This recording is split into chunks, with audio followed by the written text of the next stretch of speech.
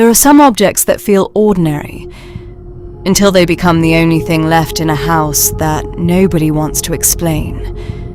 In a quiet corner of rural Pennsylvania, inside an old farmhouse surrounded by dense forest, there was a wooden rocking chair.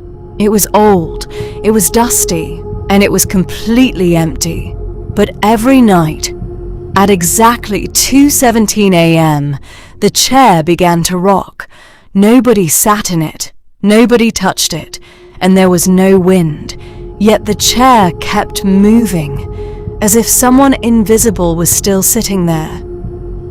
This is the story of the empty rocking chair. The farmhouse had stood in the Pennsylvania countryside since the 1950s. For decades, it belonged to the same family. There was an old barn behind the house, a narrow dirt road in front, and a forest so dense that sunlight barely reached the ground. When David and Emily Carter bought the property, they weren't looking for anything mysterious. They simply wanted a quiet place to start over. Their 16-year-old Emily was unloading boxes. An elderly neighbor named Mrs. Whitmore came over to introduce herself. They talked for a few minutes. Then Mrs. Whitmore noticed something upstairs. Her smile disappeared. She pointed toward the staircase. "Did they leave that chair here?" Emily looked up. At the top of the stairs, beside an old window, stood a dark wooden rocking chair.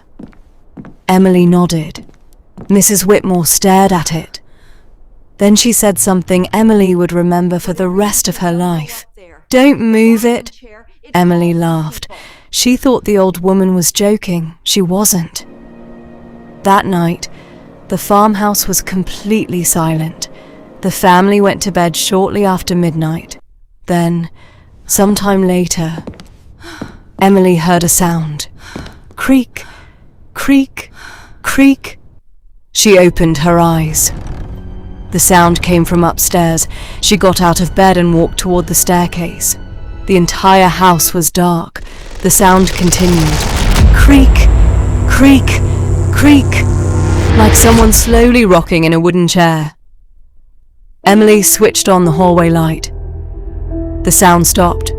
Immediately, she climbed the stairs, and there it was.